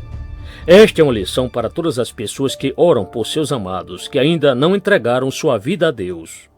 O Senhor viu a fé daquela mulher e respondeu suas orações. Nossas desculpas não nos ajudam. Então disse aos seus servos: está pronta a festa, mas os convidados não eram dignos. Mateus 22, verso 8. Haverá uma grande ceia no céu, na qual estarão aqueles que lavaram suas vestes no sangue do Cordeiro. Prefiro morrer esta noite e ter a certeza de encontrar a bem-aventurança dos santos do que viver por séculos com as riquezas deste mundo aos meus pés e perder a ceia das bodas do Cordeiro. Já perdi muitos compromissos na minha vida, mas pela graça de Deus pretendo me certificar, não perder este. Ora, o bendito privilégio de se sentar na ceia das bodas do Cordeiro para ver o Rei em sua formosura e estar para sempre com o Senhor, poderia ser perdido? É claro que não. Mas, infelizmente, muitos têm dado desculpas para não entrar pelas portas da salvação e podem não estar lá. Alguns dizem que não se aproximam de Deus porque não gostam deste ou daquele pregador. Bem, eu pergunto, o que isso tem a ver contigo? Suponhamos que um menino venha e me traga uma mensagem com boas notícias de minha esposa. Mesmo que, por algum motivo, eu não gostasse daquele mensageiro, eu não leria a mensagem? Que estupidez! O que você está olhando para o mensageiro? A questão é, você está disposto a receber a mensagem de Deus? Você acredita que a palavra de Deus é verdadeira e que Deus o convida para esta festa? Se a mensagem é de Deus, por que não aceitá-la? Se for esperar até encontrar um homem ou mulher perfeito para lhe fazer o convite, você nunca chegará lá. Você encontrará muitas falhas em nosso caráter, muitas coisas que você pode não gostar nos seguidores de Cristo, mas eu desafio a encontrar uma falha no caráter de nosso Mestre. Ele manda você vir, e quem aceitar o convite, ele receberá em sua mesa. O clamor da igreja. O Espírito e a noiva dizem, vem. Aquele que ouve, diga, vem. Aquele que tem sede, venha, e quem quiser, receba de graça a água da vida. Apocalipse 22, verso 17. Algumas pessoas me dizem que há muitas coisas na Bíblia que não podem compreender. Bem, não tenho dúvidas disso. Deus diz que o homem natural não pode entender as coisas espirituais e a Bíblia é um livro espiritual. Como pode o coração não regenerado entender a Bíblia? Bem, você diz, se este é um livro selado, como então eu posso ser salvo? Bem, quando Deus deu a salvação para este mundo, Ele deixou isso bem claro. A palavra de Deus pode ser obscura para o homem natural, mas o caminho da salvação é tão claro que uma criança de 6 anos pode entendê-lo, se ela quiser. Pegue a passagem acima e diga-me se você não a entende. Você não está com sede? Deus diz, venha e beba da água da vida. Ele dá a você a salvação como um presente. Você entende o que significa receber um presente, uma dádiva? Veja estas doces palavras. A todos quanto o receberam, deu-lhes o poder de serem feitos filhos de Deus, a saber, aos que creem no seu nome. João 1, verso 12. Você pode entender isso? Pode ser que você encontre coisas de difícil compreensão para você na Bíblia, mas quando começar a confiar em Cristo, seus olhos se abrirão e a Bíblia será um livro fácil e atrativo. Muitas coisas que são misteriosas hoje, amanhã, terão nova beleza. Ela se tornará o livro dos livros para você. Hoje, Cristo pode ser uma raiz de uma terra seca, sem forma ou formosura. Mas ele se tornará para você o mais distinguido entre 10.000, a brilhante, a estrela da manhã, se você o tomar como seu Salvador. Então você entenderá a Bíblia. O poder do arrependimento. Todo aquele que o Pai me dá, esse virá a mim, e o que vem a mim, De modo nenhum lançarei fora. João 6, verso 37. O arrependimento e a remissão de pecados devem ser pregados entre todas as nações, começando por Jerusalém. Os próprios homens cujas mãos estavam sujas com o sangue do Filho de Deus tiveram a salvação oferecida a eles. Paulo disse que ele era o principal dos pecadores, e se ele foi salvo, certamente há esperança para cada pessoa na face da terra. Se você se considera mau, você é aquele que ele deseja salvar. Durante nossa guerra civil, lembro-me de um médico que costumava ir ao campo de batalha para olhar os feridos mais desesperados e atendê-los primeiro. É assim que o grande médico faz agora conosco. Ele salva os piores pecadores que puder encontrar. Conheço muitas pessoas que estão ansiosas por vir a Cristo, mas estão esperando até que pareçam um pouco melhor. Eles acham que Deus não os levará até seu filho da forma como estão. Agora, se você pudesse melhorar, não seria mais aceitável a Ele. Não coloque esses trapos imundos de justiça própria e hipocrisia sobre si. Deus tirará todos os seus trapos quando você for a Ele e o vestirá com o finíssimo linho. Quando a guerra civil estava acontecendo, às vezes íamos ao escritório de recrutamento e víamos um homem entrar com roupas caríssimas e sapatos importados, muito caros. Depois víamos outro entrar com roupas que não valiam nada. Depois ambos saíam com o mesmo uniforme do exército e não sabíamos mais quem era o rico e quem era o pobre. Da mesma forma, quando vamos a Cristo, devemos vestir as vestes celestiais e sermos despojados de todo o trapo imundo. Portanto, por pior que você seja, venha como está, pois o Senhor o receberá. Somos todos indignos da graça. Simão Pedro prostrou-se aos pés de Jesus, dizendo: Senhor, retira-te de mim, porque sou pecador. Lucas 5, verso 8. Li sobre um artista que queria pintar um quadro do filho pródigo. Ele saiu para encontrar um homem miserável o suficiente para representar o filho pródigo, mas não achou ninguém que o satisfizesse. Um dia ele encontrou um mendigo e pensou que ele serviria. Ele disse ao pobre mendigo que pagaria bem se ele fosse ao seu ateliê, para servir de modelo para o retrato. Chegou o dia combinado e um homem apareceu, mas o artista olhou para ele e disse que nunca o havia visto antes. O homem insistiu que tinha marcado de estar ali naquele dia e hora.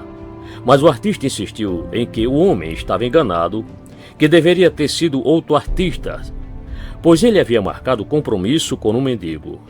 Então o homem disse que ele era o mendigo que ele havia encontrado antes. Impressionado, o artista perguntou o que havia acontecido, e o homem disse que pensou em tomar banho e se vestir melhor antes de ser pintado. Decepcionado, o artista disse ao homem que agora ele não o servia mais, pois ele precisava de um mendigo, não de um homem comum. Da mesma forma, Cristo não quer que as pessoas tentem parecer melhor antes de irem até Ele. Cristo quer o pecador, assim como é. Acho que posso ouvir alguém dizer: Ah, Senhor Moody, meu coração está tão duro. Bem, esse é exatamente o motivo pelo qual você deve se entregar a Cristo. Se você não tivesse um coração duro, não precisaria de um Salvador.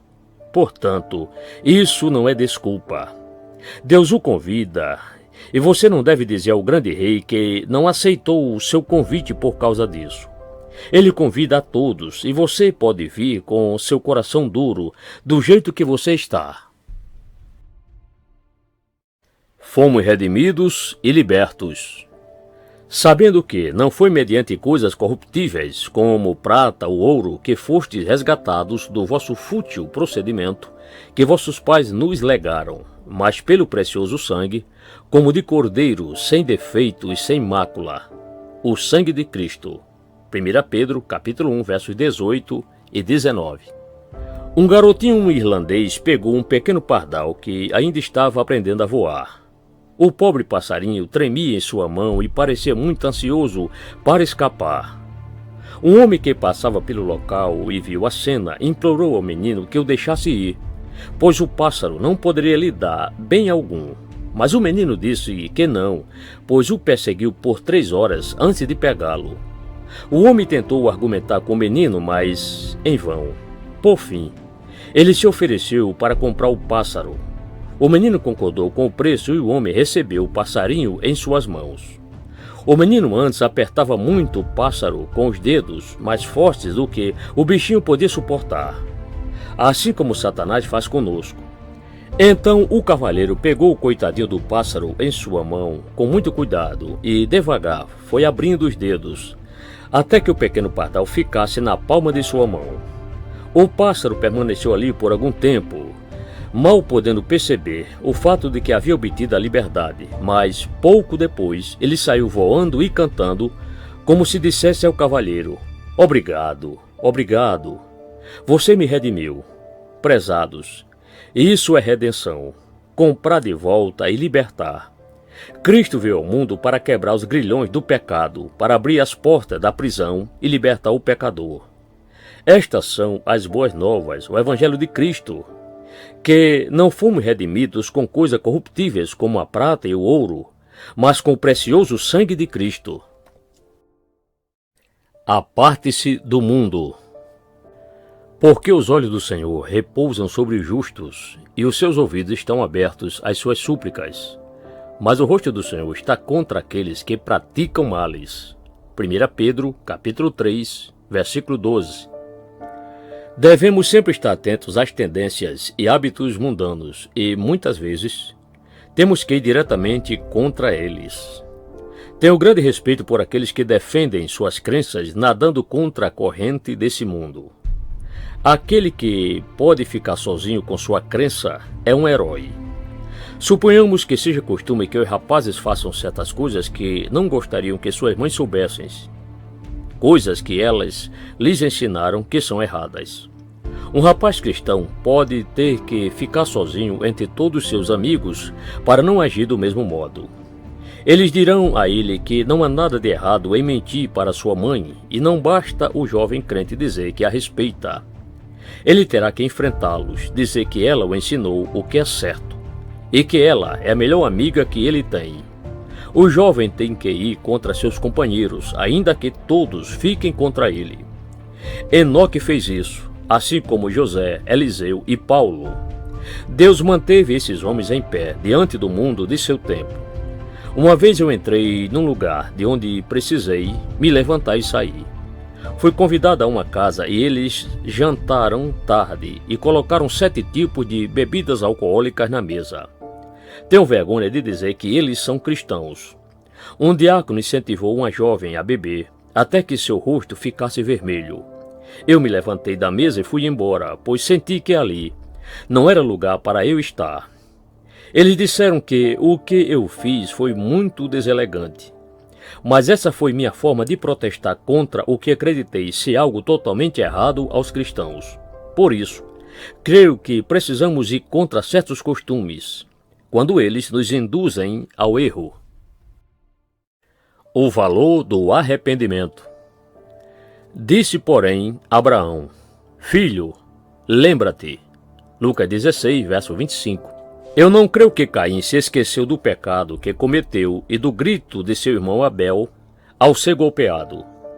É possível que ele se lembre disso por toda a eternidade, de como Abel implorou para que não tirasse sua vida e do primeiro sangue humano derramado sobre a terra.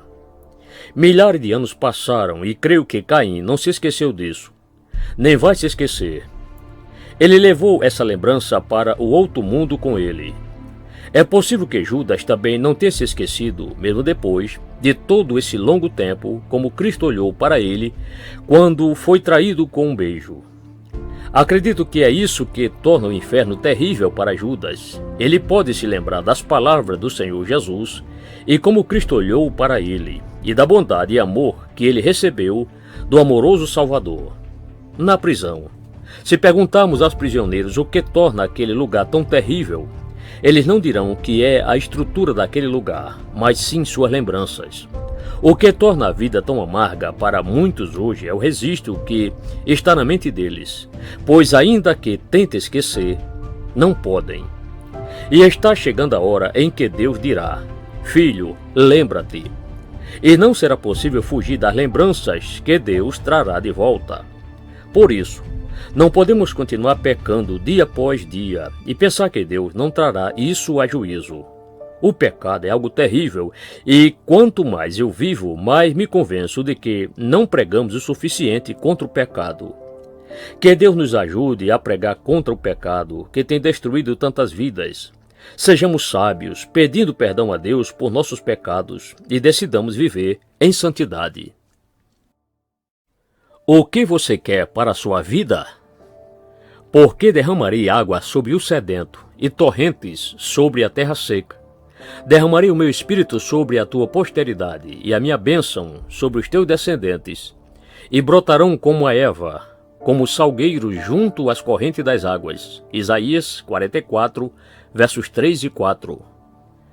Quando eu estive na Califórnia, fiquei surpreso ao conhecer uma fazenda que tudo era verde. Todas as árvores e flores, tudo estava florescendo, enquanto do outro lado da cerca tudo estava seco, e não havia nada de bom ali. Soube então que o dono daquela fazenda irrigava seu campo e assim podia manter tudo fértil, enquanto o que estava do lado de fora permanecia tão seco quanto a lã de Gideão. Assim ocorre com muitos na igreja hoje. Estão secos como aquelas terras da Califórnia. Tudo na vida deles está árido e desolado, aparentemente sem vida. Eles podem se sentar ao lado de alguém cheio do Espírito de Deus, que é como uma árvore verde frutífera, mas não serão semelhantes. E por que há essa diferença? Porque Deus derrama água sobre o sedento. Essa é a diferença. A grande questão diante de nós agora é: o que queremos? Oh, que Deus possa ungir seu povo. Não apenas os pastores, mas todos os discípulos. Não pense que os pastores sejam os únicos que precisam desse poder. As mães precisam disso em sua casa para ordenar sua família, tanto quanto o pastor precisa no púlpito, ou do professor da escola dominical precisa em sua classe. Todos precisamos dele, e não descansaremos dia ou noite até que possuamos. Se esse for o pensamento mais importante em nosso coração, Deus nos dará. Se apenas tivermos fome e sede dele, e dissermos: Deus, me ajudando, não descansarei, até que seja cheio de poder do alto. Ouse pedir. Disse Eliseu: peço-te que me toque por herança a porção dobrada do teu espírito. 2 Reis, capítulo 2, verso 9. Esta história sobre Elias e Eliseu é muito preciosa e eu amo meditar sobre ela. Havia chegado a hora de Elias ser arrebatado e ele disse a Eliseu para ficar em Gilgal, enquanto ele iria para Betel. Eliseu disse que não ficaria e se manteve perto de Elias nas 3 vezes que o profeta tentou se separar dele. Imagino que Eliseu estava atrás de algo. Quando ele chegar ao Jordão, Elias tirou seu manto e golpeou as águas. Elas se dividiram e os dois passaram como gigantes, a pés secos, e 50 filhos de profetas observaram tudo de longe. Eles não sabiam, mas Elias seria arrebatado à vista deles. Ao passarem pelo Jordão, Elias perguntou a Eliseu o que ele queria dele, pois sabia que ele estava atrás de algo. Eliseu tinha uma boa dose do espírito de Elias, mas ele queria uma porção dobrada. Então, depois que Elias foi levado para o céu, Eliseu pegou o manto de Elias e foi ao Jordão e clamou pelo Deus de Elias. As águas se separaram e ele passou por terra seca.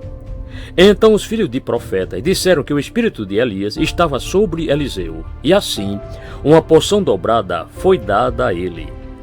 Que o espírito de Elias, amado leitor, esteja sobre nós. Se o buscarmos, nós o teremos. Oh, que o Deus de Elias responda com fogo e consuma o espírito do mundanismo que há em nossas igrejas, queime a escória e nos torne verdadeiramente cristãos. Que esse espírito venha sobre nós e que essa seja nossa oração em nossos altares familiares e em nossas comunidades. Vamos clamar fortemente a Deus para que possamos ter uma porção dobrada do Espírito Santo e que nos afastemos deste estado de vida mundano. Não tenha medo de cair. Então ele me disse: a minha graça te basta, porque o poder se aperfeiçoa na fraqueza. De boa vontade, pois, mas me gloriarei nas fraquezas, para que sobre mim repouse o poder de Cristo. 2 Coríntios capítulo 12, verso 9. Muitas pessoas que receberam Jesus como seu salvador pessoal me dizem que têm medo de não conseguir ficar firme na fé. Há vários anos, tem uma regra que me serve de grande ajuda nesse assunto, que é de nunca colocar meus olhos nos obstáculos que está entre mim e meu objetivo. Você precisa confiar que Cristo tem poder para salvá-lo. O diabo joga um pouco de pedras no seu caminho e então tenta fazer você pensar que ela é uma grande montanha. Mas não importa as pedras ou montanhas no caminho, devemos confiar nele. Se ele pode salvá-lo hoje, ele pode mantê-lo amanhã. Eu mesmo aceitei esse convite na minha juventude e nunca mais olhei para trás. Não tive que me manter todos esses anos porque, certamente, não teria aguentado. Foi a graça de Deus que me manteve. O Senhor é o meu guardião, meu pastor, por isso nada me faltará. Ele nos mantém. É necessária a mesma graça para nos manter em pé, quanto para nos salvar. É Deus que nos diz: a minha graça te basta, porque o poder se aperfeiçoa na fraqueza. O que você tem feito? Que aproveita o homem ganhar o mundo inteiro e perder a sua alma? Marcos 8, verso 36. Há pessoas para as quais eu pergunto se elas são cristãs e elas me dizem: bem, você sabe, eu gostaria de ser, mas não tenho tempo. Elas dizem que têm negócios muito urgentes para resolver e por isso não pode dar atenção à religião agora.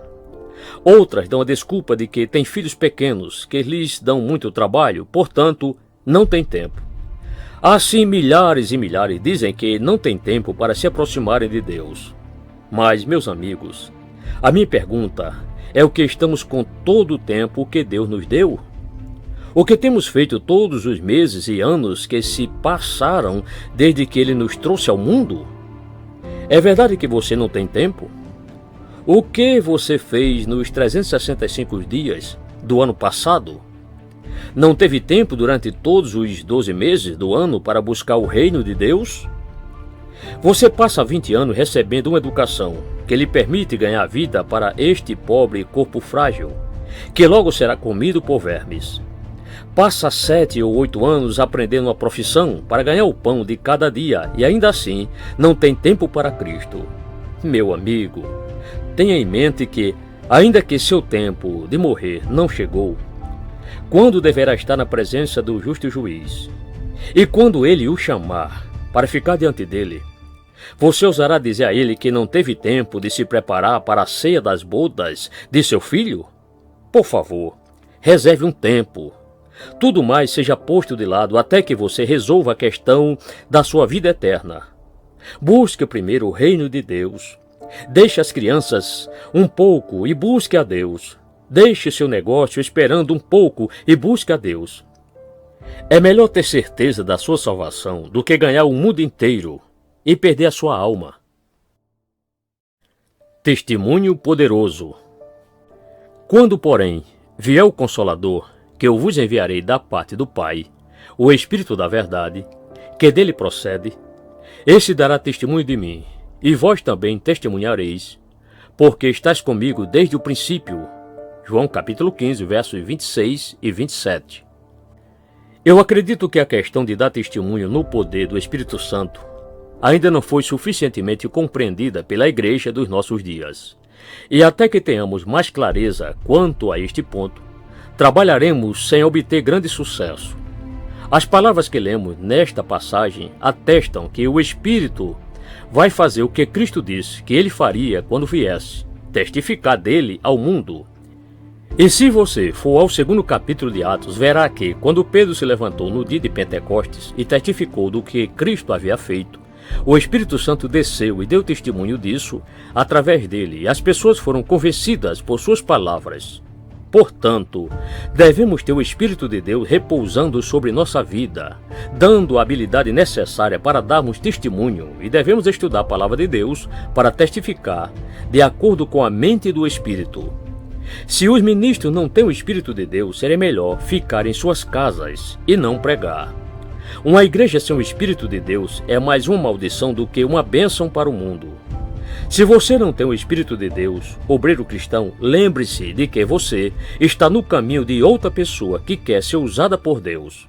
Você é como uma árvore que não dá fruto, onde outra árvore frutífera poderá crescer.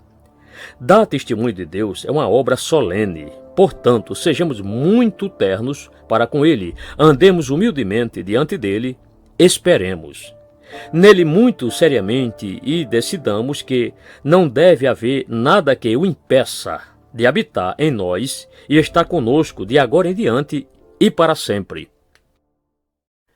Uma renovação espiritual. Mas recebereis poder ao descer sobre vós o Espírito Santo, e sereis minhas testemunhas, tanto em Jerusalém, como em toda a Judeia e Samaria, e até aos confins da terra. Atos capítulo 1, verso 8. Lembro-me de que, quando fui à Inglaterra pela primeira vez e fiz um estudo da Bíblia, havia muitos pastores presentes. Eu não sabia nada sobre a teologia deles e temia que poderia ir contra seus ensinos. Por isso, eu fiquei um pouco atrapalhado, especialmente quando falei sobre o enchimento do Espírito Santo para capacitação para a obra de Deus. Lembro-me particularmente de um ministro cristão que estava com a cabeça inclinada sobre a mão e achei que aquele bom homem estava com vergonha de tudo o que eu estava dizendo. É claro que aquilo me incomodou. No final do meu ensino, ele pegou o chapéu e foi embora. Então, eu pensei que nunca mais o veria. Na reunião seguinte, procurei por ele e em todos os lugares, e ele não estava lá. E na reunião seguinte, olhei de novo, mas ele também não estava. Eu pensei que o meu ensino o havia ofendido. Mas, alguns dias depois, em uma grande reunião de oração, um homem se levantou e seu rosto tinha um aspecto maravilhoso, como se ele tivesse subido ao Monte da Transfiguração. Eu olhei para ele e, para minha grande alegria, era aquele irmão. Ele disse que estava naquele estudo bíblico e ouviu que precisava receber um novo poder para pregar o evangelho. Ele contou que ele foi para casa orar e que nunca havia tido uma batalha consigo mesmo como naquele dia. Ele pediu que Deus lhe mostrasse a pecaminosidade de seu coração, da qual ele nada sabia, e clamou fortemente a Deus para que ele fosse esvaziado de si mesmo e cheio do Espírito Santo. Segundo ele, Deus respondeu sua oração e ele foi poderosamente renovado em seu ministério.